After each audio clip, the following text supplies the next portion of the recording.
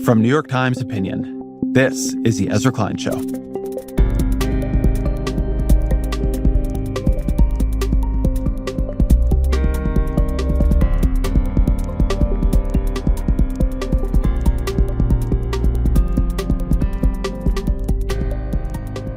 This feels wrong to me, but I've checked the dates. It was barely more than a year ago that I wrote this piece about AI with the title, "This Changes Everything." I ended up reading it on the show too. And the piece was about the speed with which AI systems were improving.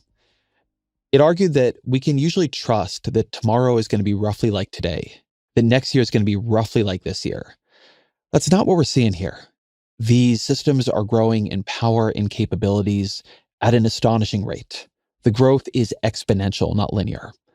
When you look at surveys of AI researchers, their timeline for how quickly AI is going to be able to do basically anything a human does better and more cheaply than a human, that timeline is accelerating year by year on these surveys. When I do my own reporting, talking to the people inside these companies, people at this strange intersection of excited and terrified of what they're building, no one tells me they are seeing a reason to believe progress is going to slow down. And you might think that's just hype, but a lot of them want it to slow down. A lot of them are scared of how quickly it is moving. They don't think that society is ready for it, the regulation is ready for it. They think the competitive pressures between the companies and the countries are dangerous. They wish something would happen to make it all go slower. But what they are seeing is they are hitting the milestones faster, that we're getting closer and closer to truly transformational AI, that there is so much money and talent and attention flooding into the space that is becoming its own accelerant. They are scared. We should at least be paying attention. And yet, I find living in this moment really weird because as much as I know this wildly powerful technology is emerging beneath my fingertips, as much as I believe it's going to change the world I live in profoundly, I find it really hard to just fit it into my own day-to-day work. I consistently, sort of wander up to the AI, ask it a question, find myself somewhat impressed or unimpressed at the answer, but it doesn't stick for me. It is not a sticky habit. It's true for a lot of people I know. And I think that failure matters. I think getting good at working with AI is going to be an important skill in the next few years. I think having an intuition for how these systems work is going to be important just for understanding what is happening to society. And you can't do that if you don't get over this hump in the learning curve, if you don't get over this part where it's not really clear how to make AI part of your life. So I've been on a personal quest to get better at this. And in that quest, I have a guide. Ethan Mollick is a professor at the Wharton School of the University of Pennsylvania. He studies and writes about innovation and entrepreneurship, but he has this newsletter, One Useful Thing, that has become really, I think, the best guide to how to begin using and how to get better at using AI. He's also got a new book on the subject, Co-Intelligence. And so I asked him on the show to walk me through what he's learned. This is going to be, I should say, the first of 3 shows on this topic. This one is about the present. The next is about some things I'm very worried about in the near future, particularly around what AI is going to do to our digital commons. And then we're going to have a show that is a little bit more about the curve we are all on, about the slightly further future and the world we might soon be living in. As always, my email for guest suggestions, thoughts, feedback, EzraKleinShow@nytimes.com.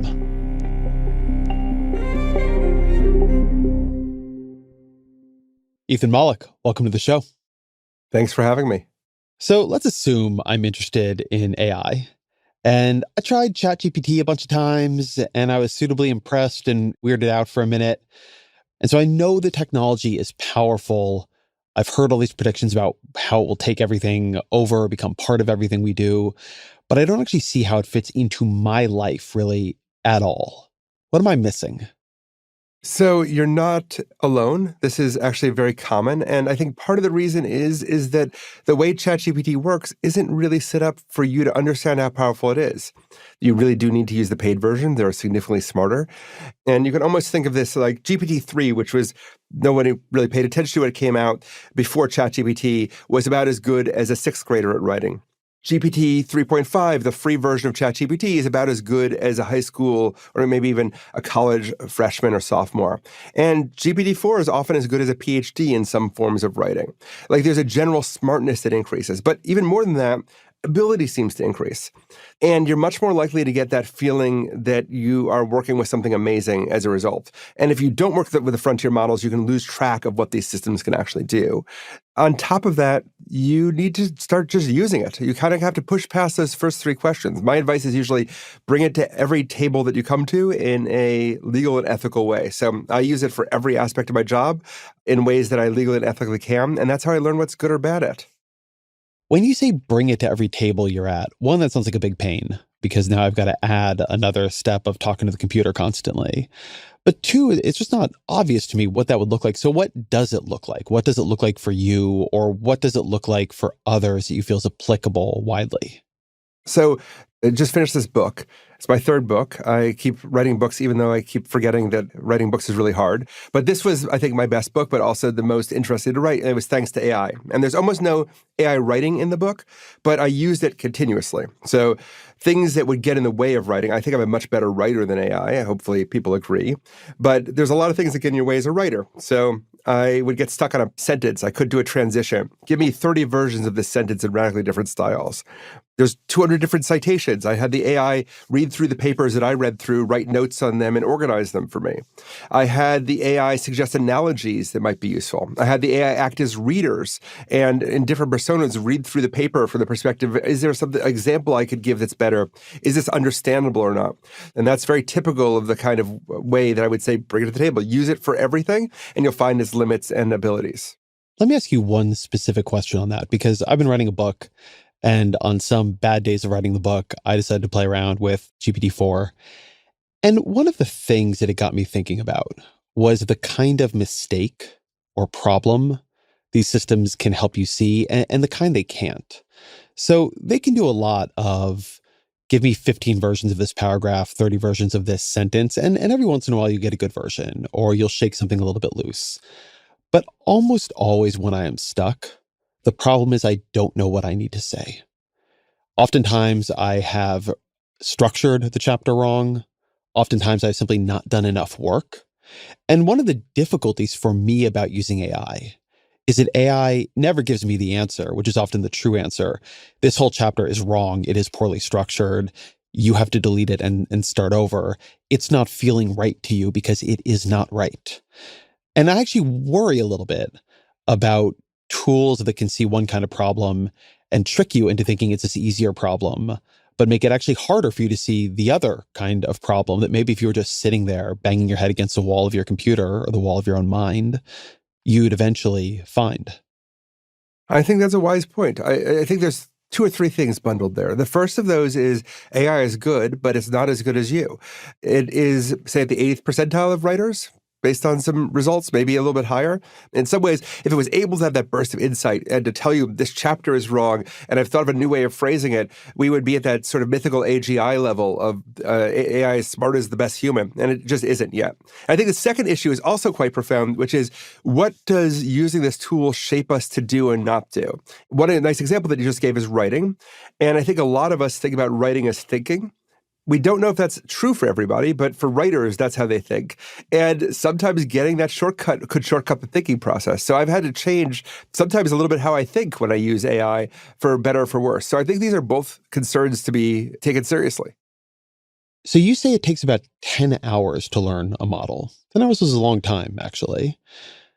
What are you doing in that 10 hours? What are you figuring out? How did you come to that number? Give me some texture on your 10-hour rule.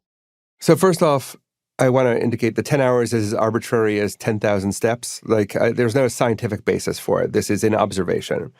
But it also does move you past the, I poked at this for an evening, and it moves you towards using this in a serious way. I don't know if 10 hours is the real limit, but it seems to be somewhat transformative. The key is to use it in an area where you have expertise so you can understand what it's good or bad at, learn the shape of its capabilities. When I taught my students this semester how to use AI, and we had 3 classes on that, they learned the sort of theory behind it, but then I gave them an assignment, which was to replace themselves at their next job. And they created amazing tools, things that filed flight plans or did tweeting or did deal memos. In fact, one of the students created a way of creating user personas, which is something that you do in product development that's been used several thousand times in the last couple of weeks in different companies. So they were able to figure out uses that I had never thought of to automate their job and their work because they were asked to do that. So part of taking this seriously in the 10 hours is you're going to try and use it for your work. You'll understand where it's good or bad, what it can automate, what it can't, and then build from there. Something that feels to me like a theme of your work is that the way to approach this is not learning a tool, it is building a relationship. Is that fair? AI is built like a tool. It's software. It's very clear at this point that it's an emulation of thought, but because of how it's built, because of how it's constructed, it is much more like working with a person than working with a tool. And when we talk about it this way, I almost feel kind of bad because there's dangers in building a relationship with a system that is purely artificial and doesn't think and have emotions. But honestly, that is the way to go forward. And that is sort of a great sin, anthropomorphization in the AI literature, because it can blind you to the fact that this is software with its own sets of foibles and approaches. But if you think about like programming, then you end up in trouble. In fact, there's some early evidence that programmers are the worst people at using AI because it doesn't work like software. It doesn't do the things you would expect a tool to do. Tools shouldn't occasionally give you the wrong answer, shouldn't give you different answers every time, shouldn't insult you or try to convince you they love you. And AIs do all of these things. And I find that teachers, managers, even parents, editors are often better at using these systems because they're used to treating this as a person and they interact with it like a person would, giving feedback, and that helps you. And then I think the second piece of that not tool piece is that when I talk to OpenAI or Anthropic, they don't have a hidden instruction manual. There's no list of how you should use this as a writer or as a marketer or as a educator. They don't even know what the capabilities of these systems are. They're all sort of being discovered together. And that is also not like a tool. It's more like a person with capabilities that we don't fully know yet. So you've done this with all the big models. You've done, I think, much more than this, actually, with all the big models. And one thing you describe feeling is that they don't just have slightly different strengths and weaknesses, but they have different, for lack of a better term, and to anthropomorphize, personalities. And that the 10 hours in part is about developing an intuition, not just for how they work, but kind of how they are and how they talk, the sort of entity you're dealing with. So give me your high level on how GPT-4 and Claude 3 and Google's Gemini are different. What are their personalities like to you? It's important to know the personalities, not just as personalities, but because they are tricks. Those are tunable approaches that the system makers decide. So it's weird to have this, on one hand, don't anthropomorphize because you're being manipulated, because you are. But on the other hand, the only useful way is to anthropomorphize. So keep in mind that you are dealing with the choices of the AI makers. So, for example, Claude 3 is currently the warmest of the models and is the most allowed by its creators of Anthropic, I think, to act like a person. So it's more willing to give you its personal views, such as they are. And again, those aren't real views. Those are views to make you happy than other models. And it's a beautiful writer, very good at writing, kind of clever. Closest to humor I've found of any of the AIs, less dad jokes and more actual almost jokes. GPT-4 feels like a workhorse at this point. It is the most kind of neutral of the approaches. It wants to get stuff done for you, and it will happily do that. It doesn't have a lot of time for chit-chat. And then we've got Google's Bard, which feels like, or Gemini now, which feels like it really, really wants to help. We use this for teaching a lot, and we build these scenarios where the AI actually acts like a counterparty in a negotiation. So you get to practice a negotiation by negotiating with the AI, and it works incredibly well. I've been building simulations for 10 years. Can't imagine what a leap this has been. But when we try and get Google to do that, it keeps leaping in on the part of the students to try and correct them and say, no, you didn't really want to say this. You wanted to say that. And I'll play out the scenario as if it went better. And it really wants to kind of make things good for you. So these interactions with the AI do feel like you're working with people, both in skills and in personality. One thing people know about using these models is that hallucinations, just making stuff up, is a problem. Has that changed at all as we've moved from GPT 3.5 to 4, as we move from Claude 2 to 3? Like, has that become significantly better? And if not, how do you evaluate the trustworthiness of what you're being told? So those are a couple overlapping questions. The first of them is it getting better over time?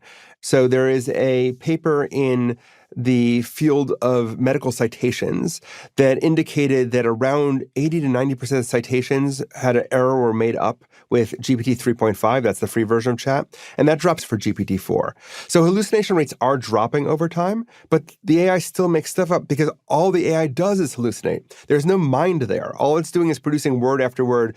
They are just making stuff up all the time. The fact that they're right so often is kind of shocking in a lot of ways. And the way you avoid hallucination is not easily. So one of the things we document in one of our research papers is we purposefully designed for a group of Boston Consulting Group consultants, so an elite consulting company. We did a lot of work with them. And one of the experiments we did was we created a task where the AI would be confident but wrong. And when we gave people that task to do, and they had access to AI, they got the task wrong more often than people who didn't use AI because the AI misled them because they fell asleep at the wheel. And all the early research we have on AI use suggests that when AIs get good enough, we just stop paying attention. But doesn't this make them unreliable in a very tricky way? 80%, you're like, it's always hallucinating. 20%, 5%, it's enough that you can easily be lulled into overconfidence. And one of the reasons it's really tough here is you're combining something that knows how to seem extremely persuasive and confident. You feed into the AI a 90-page paper on functions and characteristics of right-wing populism in Europe, as I did last night. And within seconds, basically, you get a summary out, and the summary certainly seems confident about what's going on. But on the other hand, you really don't know if it's true. So for a lot of what you might want to use it for, that is unnerving. Absolutely. And I think hard to grasp because we're used to things like type 2 errors where we search for something on the internet and don't find it. We're not used to type 1 errors where we search for something and get an answer back that's made up. This is a challenge. And there's a couple things to think about. One of those is I advocate the BAH standard, best available human. So is the AI more or less accurate than the best human you could consult in that area? And what does that mean for whether or not it's an appropriate question to ask? And that's something that we kind of have to judge collectively. It's valuable to have these studies being done by law professors and medical professionals and people like me, my colleagues in management. They're trying to understand how good is the AI? And the answer is pretty good, right? So it makes mistakes. Does it make more or less mistakes than a human is probably a question we should be asking a lot more. And the second thing is the kind of tasks that you judge it for. I absolutely agree with you. When summarizing information, it may make errors. Less than an intern you assign to it is an open question, but you have to be aware of that error rate. And that goes back to the 10-hour question. The more you use these AIs, the more you start to know when to be suspicious and when not to be. That doesn't mean you're eliminating errors, but it's just like if you assigned it to an intern, you're like, this person has a sociology degree, they're going to do a really good job summarizing this, but their biases are going to be focused on sociological facts and not the political facts. You start to learn these things. So I think, again, that person model helps because you don't expect 100% reliability out of a person, and that changes the kind of tasks you delegate. But it also reflects something interesting about the nature of the systems. You have a quote here that I think is very insightful. You wrote, "The core irony of generative AIs is that AIs were supposed to be all logic and no imagination. Instead, we get AIs that make up information, engage in seemingly emotional discussions, and which are intensely creative. And that last fact is one that makes many people deeply uncomfortable. There is this collision between what a computer is in our minds and then this strange thing we seem to have invented, which is an entity that emerges out of language, an entity that almost emerges out of art. This is the thing I have the most trouble keeping in my mind, that I need to use the AI as an imaginative, creative partner and not as a calculator that uses words." I love the phrase "a calculator that uses words." I think we have been let down by science fiction, both in the utopias and apocalypses that AI might bring, but also even more directly in our view of how machines should work. People are constantly frustrated and give the same kinds of tests to AIs over and over again, like doing math, which it doesn't do very well. They're getting better at this. And on the other hand, saying, well, creativity is a uniquely human spark that we can't touch, and that AI on any creativity test we give it, which again are all limited in different ways, blows out humans in almost all measures of creativity that we have. And all the measures are bad, but that still means something. But we were using those measures 5 years ago, even though they were bad. This is a point you make that I think is interesting and slightly unsettling. Yeah, we never had to differentiate humans from machines before. It was always easy. So the idea that we had to have a scale that worked for people and machines, who had that? We had the Turing test, which everyone knew was a terrible idea, but since no machine could pass it, it was completely fine. So the question is, how do we measure this is an entirely separate set of issues. Like, we don't even have a definition of sentience or consciousness. And I think that you're exactly right on the point being that we are not ready for this kind of machine, so our intuition is bad. So One of the things I will sometimes do, and did quite recently, is give the AI a series of personal documents, emails I wrote to people I love that were very descriptive of a particular moment in my life. And then I will ask the AI about them or ask the AI to analyze me off of them. And sometimes it's a little breathtaking. Almost every moment of true metaphysical shock, to use a term somebody else gave me, I've had here has been relational at how good the AI can be, almost like a therapist, right? Sometimes it will see things, the thing I am not saying in a letter or in a personal problem. And it will zoom in there, right? It will give, I think, quicker and better feedback in an intuitive way that is not simply mimicking back what I said and is dealing with a very specific situation. It will do better than people I speak to in my life around that.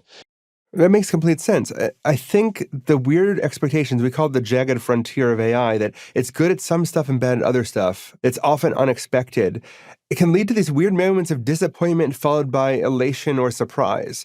And part of the reason why I advocate for people to use it on their jobs is it isn't going to outcompete you at whatever you're best at. I mean, I cannot imagine it's going to do a better job prepping someone for an interview than you're doing. And that's not me just trying to be nice to you because you're interviewing me, but because you're a good interviewer, you're a famous interviewer. It's not going to be as good as that. Now, there's questions about how good these systems get that we don't know. But we're kind of in a weirdly comfortable spot in AI, which is maybe it's the 8th percentile of many performances. But, I talk to Hollywood writers. It's not close to writing like a Hollywood writer. It's not close to being as good an analyst. But it's better than the average person. And so it's great as a supplement to weakness, but not to strength. But then we run back into the problem you talked about, which is in my weak areas, I have trouble assessing whether the AI is accurate or not. So it really becomes sort of a, eating its own tail kind of problem. And that to me is one of the differences between trying to spend more time with these systems. Like when you come into them initially, you're like, okay, here's a problem, give me an answer. Whereas when you spend time with them, you realize actually what you're trying to do with the AI is get it to elicit a better answer from you. And that's why the book's called Co-Intelligence. For right now, we have a prosthesis for thinking. That's like new in the world. We haven't had that before. I mean, coffee, but aside from that, not much else. And I think that there's value in that. I think learning to be partner with this and where it can get wisdom out of you or not. I was talking to a physics professor at Harvard, and he said, all my best ideas now come from talking to the AI. And I'm like, well, it doesn't do physics that well. He's like, no, but it asks good questions. And I think that there is some value in that kind of interactive piece. It's part of why I'm so obsessed with the idea of AI in education, because a good educator, and I've been working on interactive education at scale for a long time, a good educator is eliciting answers from a student, and they're not telling students things. So I think that that's a really nice distinction between sort of co-intelligence, a thought partner, and doing the work for you. It certainly can do some work for you. There's tedious work that the AI does really well. But there's also this more brilliant piece of making us better people that I think is, at least in the current state of AI, a really awesome and amazing thing.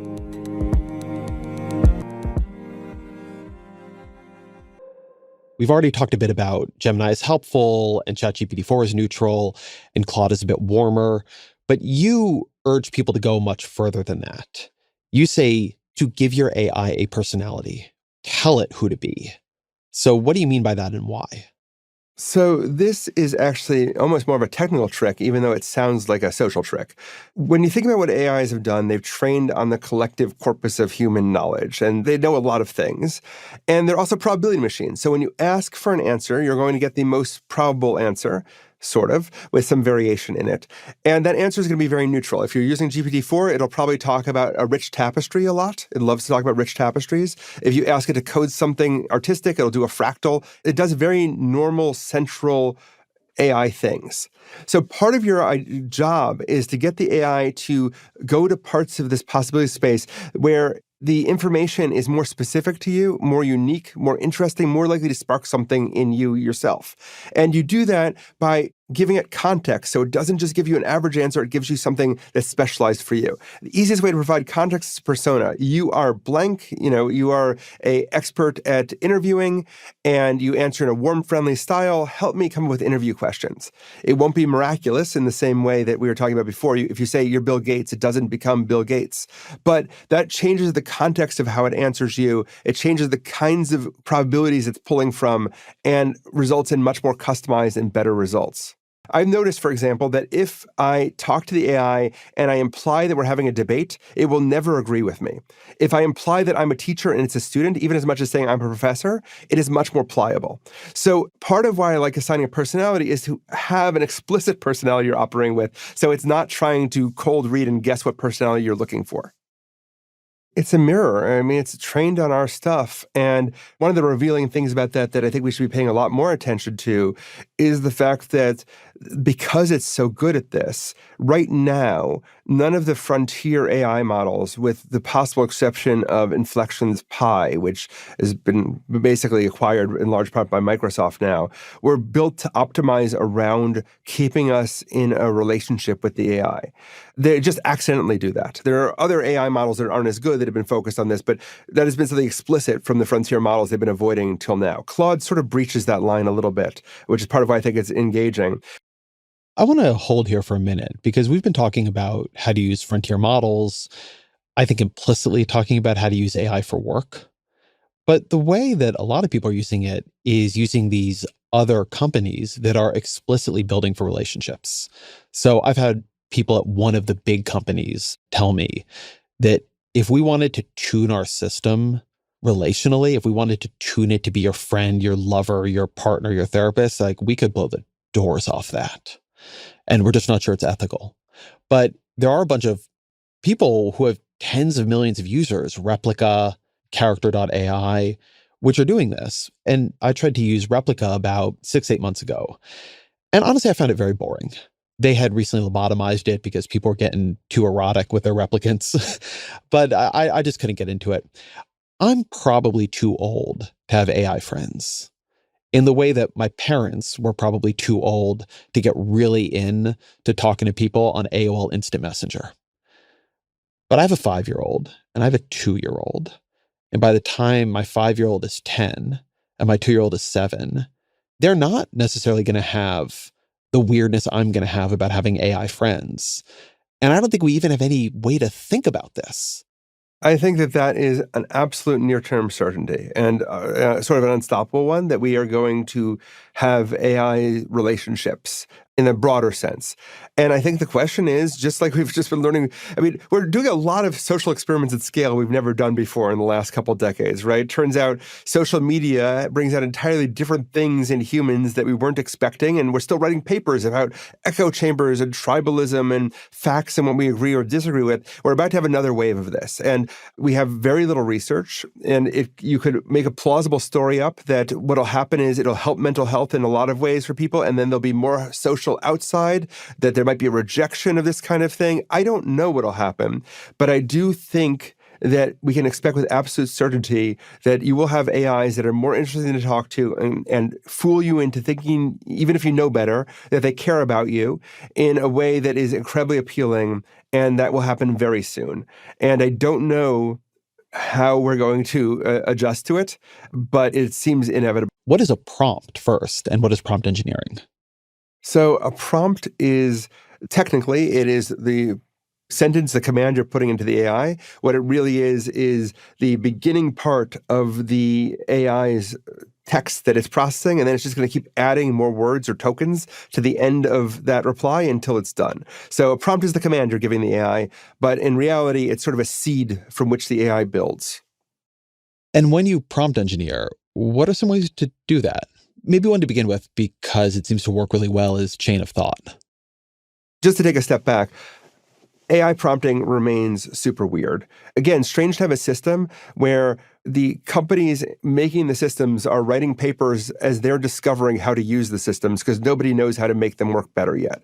And we found massive differences in our experiments on prompt types. So, for example, we were able to get the AI to generate much more diverse ideas by using this chain of thought approach, which we'll talk about. But also, it turned out to generate a lot better ideas if you told it was Steve Jobs than if you told it was Madame Curie, and we don't know why. So there's all kinds of subtleties here.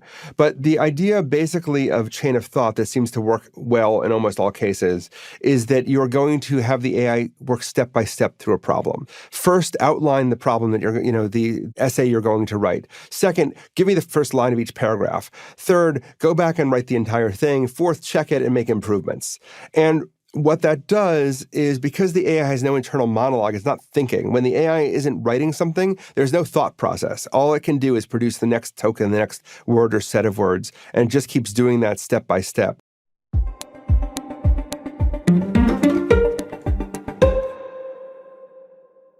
So I want to talk a bit about another downside here. And this one more in the mainstream of our conversation, which is on the human mind, on creativity. So a lot of the work AI is good at automating is work that is genuinely annoying, time-consuming, laborious, but often plays an important role in the creative process. So I can tell you that writing a first draft is hard. And that work on the draft is where the hard thinking happens. Look, I love editors. I am an editor in one respect, but I can tell you, you make more creative breakthroughs as a writer than an editor. The space for creative breakthrough is much more narrow once you get to editing. And I do worry that AI is going to make us all much more like editors than like writers. I think the idea of struggle is actually a core one in many things. I'm an educator, and one thing that keeps coming out in the research is that there is a strong disconnect between what students think they're learning and when they learn. So there was a great controlled experiment at Harvard in intro science classes where students either went to a pretty entertaining set of lectures or else they were forced to do active learning where they actually did the work in class. The active learning group reported being unhappier and not learning as much, but did much better on tests. Because when you're confronted with what you don't know, when you have to struggle, when you feel like you're bad, you actually make much more progress than if someone spoon feeds you an entertaining answer. And I think this is a legitimate worry that I have. And I think that there's going to have to be some disciplined approach to writing as well of like, I don't use the AI, not just because, by the way, it makes the work easier, but also because you mentally anchor on the AI's answer. And in some ways, the most dangerous AI application in my mind is the fact that you have these easy co-pilots in Word and Google Docs, because any writer knows about the tyranny of the blank page, about staring at a blank page and not knowing what to do next, and the struggle of filling that up. And when you have a button that produces really good words for you on demand, you're just going to do that and it's going to anchor your writing. We can teach people about the value of productive struggle, but I think that during the school years, we have to teach people the value of writing, not just assign an essay and assume that the essay does something magical, but be very intentional about the writing process and how we teach people how to do that. Because I do think the temptation of what I call the button is going to be there otherwise for everybody. But I worry this stretches, way beyond writing. So the other place I worry about this, or one of the other places I worry about this a lot, is summarizing. And this goes way back. When I was in school, you could buy Spark Notes. And, they were these little like pamphlet-sized descriptions of what's going on in War and Peace or what's going on in East of Eden. And reading the Spark Notes often would be enough to fake your way through the test. But it would not have any chance, like not a chance, of changing you, of shifting you, of giving you the ideas and insights that reading Crime and Punishment or East of Eden would do. And I think that what people will have to learn is that this tool is a valuable co-intelligence, but is not a replacement for your own struggle. And the people who found shortcuts will keep finding shortcuts. Temptation may loom larger, but I can't imagine that my son is in high school, doesn't like to use AI for anything, and he just doesn't find it valuable for the way he's thinking about stuff. I think we will come to that kind of accommodation. I'm actually more worried about what happens inside organizations than I am with worries about human thought, because I don't think we're going to atrophy as much as we think. I think there's a view that every technology will destroy our ability to think, and I think we just choose how to use it or not. Like, even if it's great at insights, people who like thinking like thinking. Well, let me take this from another angle. One of the things that I'm a little obsessed with is the way the internet did not increase either domestic or global productivity for any real length of time. So, it's a very famous line. You can see the IT revolution anywhere, but in the productivity statistics. And then you do get in the 90s a bump in productivity that then peters out in the 2000s. And if I had told you what the internet would be like, everybody everywhere would be connected to each other. You could collaborate with anybody anywhere instantly. You could teleconference. You would have access to functionally the sum total of human knowledge in your pocket at all times. All of these things that would have been genuine sci-fi, you would have thought would have been led to a kind of intellectual utopia. And it kind of doesn't do that much. If you look at the statistics, you don't see a huge step change. And my view, and I'd be curious for your thoughts on this because I know this is the area you study in, my view is that everything we said was good happened. I mean, as a journalist, Google and things like that make me so much more productive. It's not that it didn't give us the gift. It's that it also had a cost. Distraction, checking your email endlessly, being overwhelmed with the amount of stuff coming into you, the sort of endless communication task list, the amount of internal communications in organizations now with Slack and everything else. Yeah, I see a lot of dynamics like this that could play out with AI. I wouldn't even just say if we're not careful. I just think they will play out and already are. I mean, the internet is already filling with mediocre crap generated by AI. There is going to be a lot of distractive potential, right? You are going to have your sex bot in your pocket, right? There's a million things, and not just that, but inside organizations, there's going to be people padding out what would have been something small, trying to make it look more impressive by using the AI to make something bigger, and then you're going to use the AI to summarize it back down. The AI researcher, Jonathan Frankel, described this to me as like the boring apocalypse version of AI, where you're just endlessly inflating and then summarizing and then inflating and then summarizing the volume of content between different AIs. You know, my ChatGPT is making my presentation bigger and more impressive, and your ChatGPT is trying to summarize it down to bullet points for you. So I think there's a lot there to chew on. And I also have spent a lot of time trying to think about why the internet didn't work as well. I was an early Wikipedia administrator. Thank you for your service. Yeah, it was very scarring. But I think a lot about this. And I think AI is different. I don't know if it's different in a positive way. And I think we talked about some of the negative ways it might be different. And I think it's going to be many things at once happening quite quickly. So I think the information environment is going to be filled up with crap. We will not be able to tell the difference between true and false anymore. It will be an accelerant on all of the kinds of problems that we have there. On the other hand, it is an interactive technology that adapts to you. From an education perspective, I've lived through sort of the entire internet will change education piece. I have MOOCs, massive online courses with, 250,000 people have taken them. And in the end, you're just watching a bunch of videos. Like, that doesn't change education. But I can have an AI tutor that actually can teach you, and we're seeing it happen, and adapt to you at your level of education, your knowledge base, and explain things to you, but not just explain, elicit answers from you interactively in a way that actually learns things. The thing that makes AI possibly great is that it's so very human. So it interacts with their human systems in a way that the internet did not. We built human systems on top of it. But AI is very human. It deals with human forms and human issues and our human bureaucracy very well. And that gives me some hope that even though there's going to be lots of downsides, that the upsides to productivity and things like that are real. I'm a little more hopeful than you are about that, but I also think that the downside risks are truly real and hard to anticipate. Somebody was just pointing out that Facebook is now 100% filled with algorithmically generated images that look like their actual grandparents making things who are saying, like, what do you think of my work? Because that's a great way to get engagement. And, the other grandparents on there have no idea it's AI generated. Things are about to get very, very weird in all the ways that we talked about, but that doesn't mean the positives can't be there as well.